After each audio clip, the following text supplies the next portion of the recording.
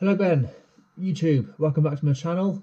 Today is Monday and it's my first day of my days off from a normal job. So I work a different shift pattern to most people, so I get a lot of time off. So my training plan usually goes really well for 6 days, and then for a couple of days it's I have to work around the work really. So sometimes I train really early in the morning or really late at night to get it in. So I'm not sure yet what the training plan is this week. I know I've missed a couple of days, so I might try and catch them up. But I want to beat what I did last week in hours. So I'm not really looking at distance at the moment because I'm not going outside. So on the turbo trainer, distance just it doesn't count really. Not really looking at power, average power, or like miles per hour either, because depending on what training session I'm doing, some sessions are endurance and really easy, and some have intervals of sprints and different percentages of my maximum power. So all I'm looking at this week is just hours, because I know that each training session is hard in its own little way. So as long as I beat my hours, then I'm doing better. I was a bit annoyed with myself really. I was a bit, well, not sure what the word was. I was a bit of a mixed emotions really. On Saturday night, I finished work late at night, so I came home and then I set my bike up on the turbo trainer, but I was a bit tired during the day, and I thought, well, it's my body's way of saying I need a bit of rest, and instead of having a turbo trainer session at night, I thought I'd just go to bed early, well, early as possible, and then get up in the morning and do a session in the morning. But I overslept the time I needed to get up for the turbo training session.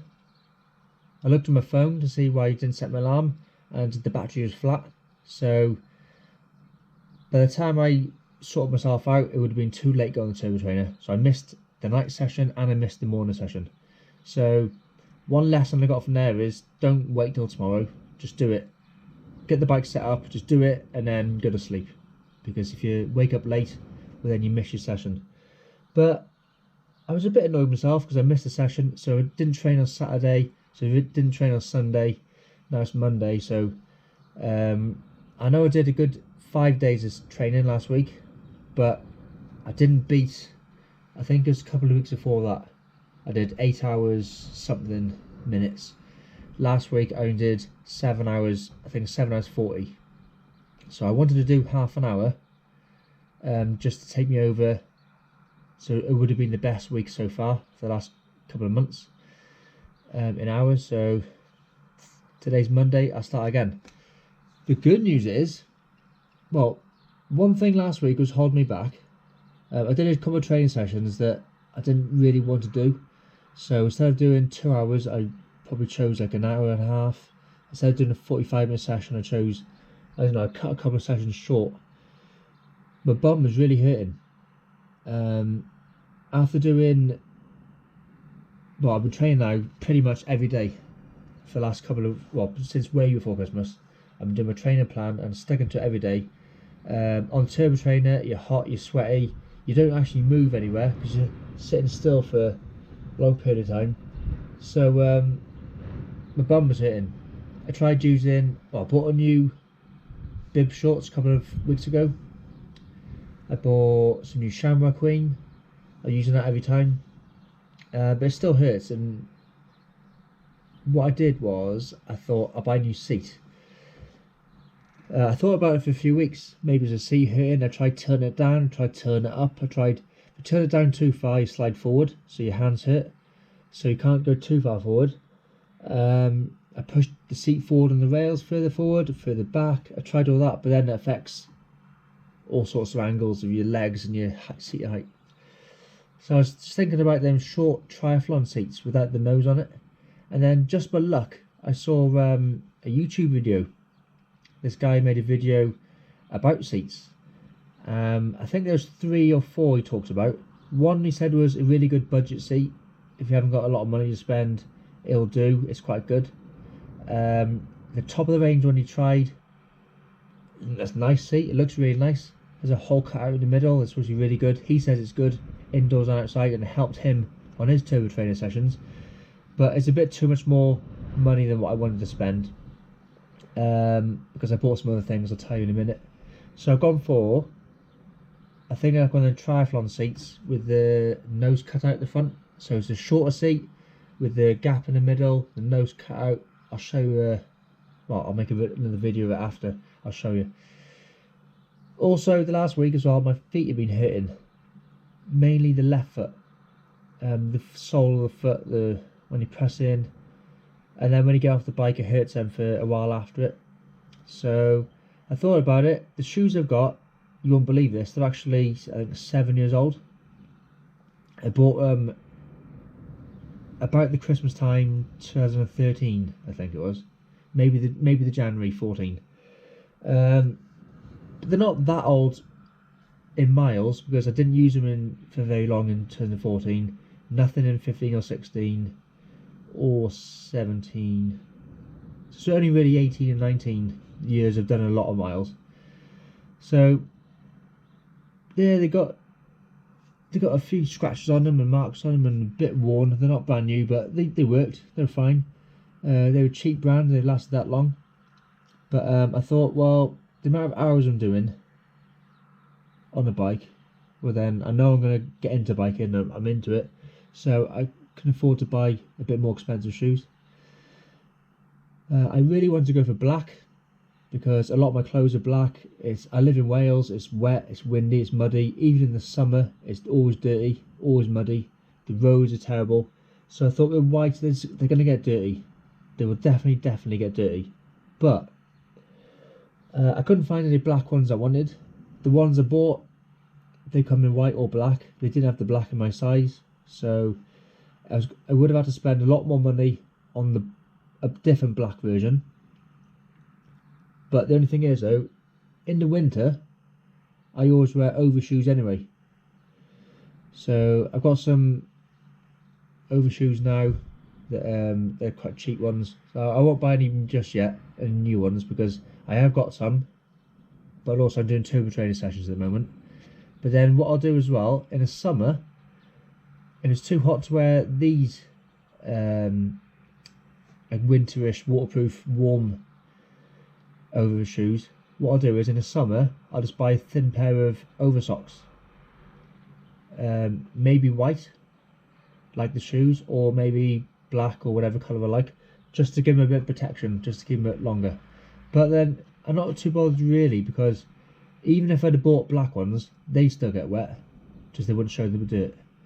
So in the winter and when it's muddy and dirty, I'll just try and wear some sort of sock over top of it, just to keep it a bit cleaner, make them last. But the ones I've got now, my old ones, they're white. I've used them for years, and yeah, compared side by side, they do look dirty, but that's what they're there for, aren't they? They're there to be used. So I've got a new seat, I've got new shoes. I didn't buy new cleats because I know I've got some brand new Shimano cleats in my cupboard, some yellow ones. So I'll stick them on in a minute. I've also bought a chain wear indicator, because I never had them before, but I've used it and I found out the chain I've got is nowhere near worn out, and that's years old. I've done probably 5 or 6,000 miles. People say to change it every 2,000 or 3,000 or 5,000. There's nowhere near worn out. I was worried that it was worn out, but it's nowhere near. So people changing. They say to change a chain every 2,000 miles. No, mine's years old. I think I had that in 2014 when I upgraded my bike to Tiagra. Yeah, and I've never had a chain snap. So I've got one anyway. I've also bought a new chain whip, because the one I have got, the chains come off the end of the handle, so it doesn't work properly.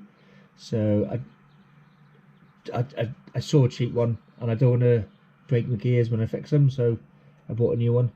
I'm still waiting for a parcel. Should be arriving tomorrow. There's a part I need. You know, I bought that. I think it was in November. I bought the upgrade from the old Tiagra to the new Tiagra I got the whole group set for my indoor turbo trainer bike.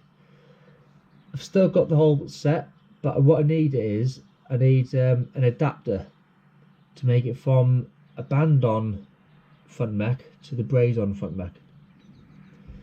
Once I got that adapter, I'll be ready to go. Also, the pedals on my giant bike and on my indoor bike, I think they might be a bit too close to the crankset, to the crank arm, because when I wear it might just be my old bike shoes, because when you compare my old bike shoes to my new bike shoes, the new ones are a little thin shoes and the old ones are thick. Plus then when you put your overshoes on top of the thick shoe, it's been rubbing on the crank arm. And I got a nice black Ultegra crank arm, brand new last year, and it's just worn off. It's gone silver and shiny. Most people will moan and go, no, bike fit, you need a bike fit. I can bike fit myself. All I need to do is either move my cleat on my shoe a few mils.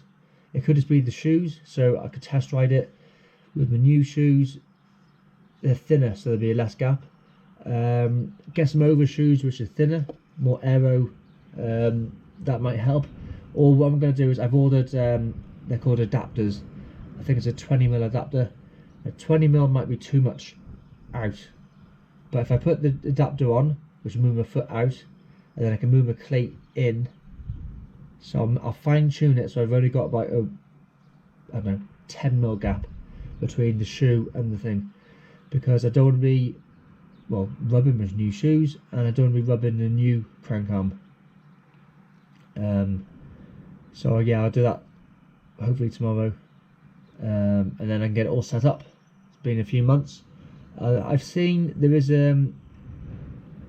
another fitness test, FTP, well, it says the ramp test, but I'm going to do an FTP 20-minute test. I think that's on Sunday.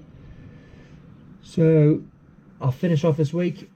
Really should have a rest week, a bit of a rest before doing another FTP, because if I train 10 hours plus this week hard, then I won't get a true figure of FTP if I'm tired. And so I don't know, I might rearrange that day because I'm working on Sunday, so I don't really want to get up fasted, do an FTP test and rush to work. So I might do it on Saturday, have some food, carb up Friday, hydrate, make sure everything's working properly, do the test, then Sunday go to work. But yeah, that's a bit of an update. So new shoes, new seat, and then by the end of this week, hopefully my bike will be set up with a new group set. I'm hoping, 1, it'll be quieter, 2, it should feel smoother. If it's smoother, it should be faster. I mean, it'll show on my power tests. Hopefully the new shoes, like they got carbon sole, so I don't know if that'll make much of a difference with the power press on the pedals. New seat, if I'm comfortable, I might be able to grizz out a better test. And then when I take all the group set apart, clean the bike, re-grease it, maybe the pedals, and might save a few watts there. So I'm not going to tell you what my old FTP was, because like a guy told me, it doesn't really make a difference, it doesn't really matter, it just sets my intensity for next training plan. So but everybody wants to beat the last goal. It does show that you're improving. So there we go. The body weight's gone up a little bit, so my power to weight ratio might actually be worse after Christmas. So I don't know, we'll see. We'll get it all set up, and I'll show you. I'll keep updated this week, and I'll let you know how I get on. Okay, stay tuned, and see you again.